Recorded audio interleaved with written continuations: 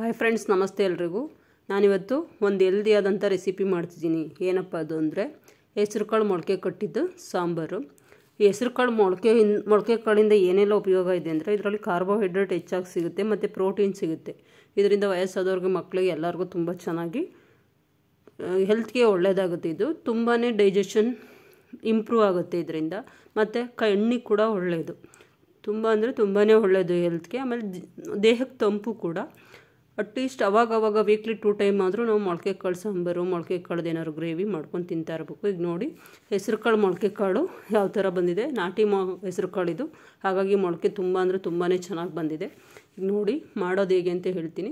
ಒಂದು ಸ್ವಲ್ಪ ತೆಂಗಿನಕಾಯಿ, ಒಂದು ಅರ್ಧ ಹೋಳಷ್ಟು ತೆಂಗಿನಕಾಯಿ ಪೀಸ್ ಮಾಡಿ ಇಟ್ಕೊಂಡಿದ್ದೀನಿ.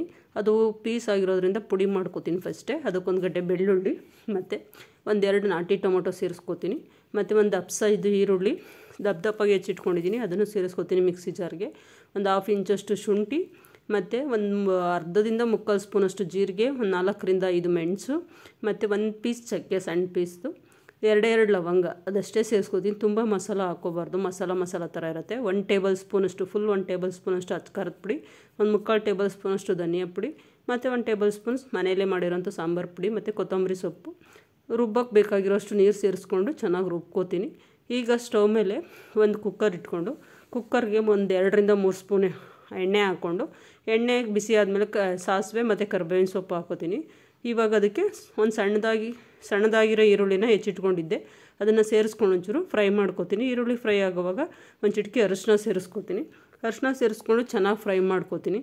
ನಾವು ಬೇಳೆ ಬೇಯ್ಬೇಕಾದ್ರೆ ಇದಕ್ಕೆಲ್ಲ ಜಾಸ್ತಿ ಅರಿಶಿನ ಏನಕ್ಕೆ ಹಾಕ್ತೀವಿ ಅಂದರೆ ಕ್ಯಾನ್ಸರ್ನ ಸ್ವಲ್ಪ ಅವಾಯ್ಡ್ ಮಾಡುತ್ತೆ ಅಂತ.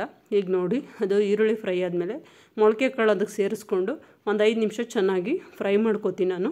ಮೊಳಕೆ ಕಾಳಿಗೆ ಬೇಕಾಗಿರೋಷ್ಟು ಉಪ್ಪು ಇದಕ್ಕೆ ಸೇರಿಸ್ಕೊಂಡು ಒಂದು 5 ನಿಮಿಷ ಚೆನ್ನಾಗಿ ಫ್ರೈ ಮಾಡ್ಕೋಬೇಕು. ಸಿಮ್ಮಲ್ಲೇ ಇಟ್ಕೊಂಡು ಫ್ರೈ ಮಾಡ್ಕೋಬೇಕು, ಹೈ ಫ್ಲೇಮ್ ಬೇಡ. ಈಗ ಸಿಮ್ಮಲ್ಲೇ ಇಟ್ಕೊಂಡು ಒಂದು 5 ನಿಮಿಷ ಚೆನ್ನಾಗಿ ಫ್ರೈ ಮಾಡ್ಕೋತೀನಿ. ಈಗ ರುಬ್ಬಿರೋ ಮಸಾಲ ರೆಡಿಯಾಗಿದೆ. ಅದನ್ನು ಫ್ರೈ ಮಾಡ್ಕೊಂಡಿರೋ ಹೆಸರು ಕಾಳು ಇದ್ರ ಜೊತೆಗೆ ಸೇರಿಸ್ಕೊಂಡು ಇದನ್ನು ಕೂಡ ಒಂದು 10 ನಿಮಿಷ ಸಿಮ್ಮಲ್ಲೇ ಇಟ್ಕೊಂಡು ಚೆನ್ನಾಗಿ ಹುರ್ಕೋಬೇಕು. ಯಾಕೆಂದರೆ ಹಸಿ ಮಸಾಲ ಸ್ಮೆಲ್ ಹೋಗೋವರೆಗೂ ನೀಟಾಗಿ ಇದನ್ನು ಸಿಮ್ಮಲ್ಲೇ ಇಟ್ಕೊಂಡು ನೀಟಾಗಿ ಒಂದು 5ರಿಂದ 10 ನಿಮಿಷ ಹುರ್ಕೋಬೇಕು. ಇನ್ನು ಯಾರೆಲ್ಲ ನನ್ನ ಚಾನಲ್ ಸಬ್ಸ್ಕ್ರೈಬ್ ಮಾಡ್ಕೊಂಡಿಲ್ಲ, ದಯವಿಟ್ಟು ಸಬ್ಸ್ಕ್ರೈಬ್ ಮಾಡ್ಕೊಳ್ಳಿ. ಹಾಗೆ ನಿಮ್ಮ ಫ್ರೆಂಡ್ಸ್ಗೆಲ್ಲ ವೀಡಿಯೋನ ಶೇರ್ ಮಾಡಿ, ಅವ್ರಿಗೂ ಹೆಲ್ಪ್ ಆಗಲಿ. ಹಾಗೆ ನನ್ನ ವೀಡಿಯೋಗೊಂದು ಲೈಕ್ ಕೊಡಿ. ದಯವಿಟ್ಟು ಸಪೋರ್ಟ್ ಮಾಡ್ತೀರಿ ಫ್ರೆಂಡ್ಸ್ ಯಾವಾಗೂ. ಈಗ ನೋಡಿ, ಒಂದು 5ರಿಂದ 10 ನಿಮಿಷ ಹಿಂಗೆ ಚೆನ್ನಾಗಿ ಕೈ ಆಡಿಸ್ಕೊಂಡು ಹುರ್ಕೋಬೇಕು. ಹುರ್ಕೊಂಡಾದಮೇಲೆ ನಾನೀಗ ಅದೇ ಮಿಕ್ಸಿ ಜಾರ್ಗೆ ಸಾಂಬಾರಿಗೆ ಎಷ್ಟು ಬೇಕೋ ಅಷ್ಟು ನೀರು ಕನ್ಸಿಸ್ಟೆನ್ಸಿ ನೋಡಿಕೊಂಡು ಹಾಕೋತೀನಿ.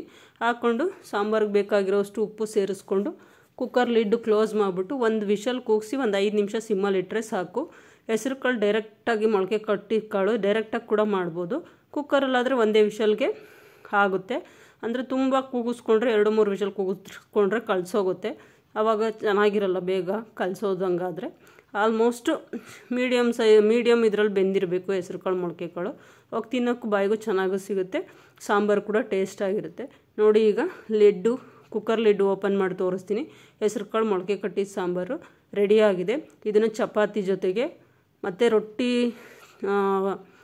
ಪೂರಿ ಅದೆಲ್ಲರ ಜೊತೆಗೆ ತಿನ್ಬೋದು. ಆದರೆ ತುಂಬ ಅಂದರೆ ಇದು ಮುದ್ದೆ ಜೊತೆಗೆ ಕಾಂಬಿನೇಷನ್ ಚೆನ್ನಾಗಿರುತ್ತೆ. ನಾನೀಗ ಇದಕ್ಕೆ ಕೊತ್ತಂಬರಿ ಸೇರಿಸ್ಕೋತೀನಿ. ಈಗ ರೆಡಿಯಾಗಿದೆ ಮೊಳಕೆ ಕಾಳು ಸಾರು. ನೀವು ಒಂದು ಸಲ ಮಾಡಿ ಹೇಗಿತ್ತು ಅಂತ ಕಮೆಂಟ್ ಮೂಲಕ ತಿಳಿಸಿ. ನಾನು ಅನ್ನದ ಜೊತೆ ಸರ್ವ್ ಮಾಡ್ಕೋತೀನಿ.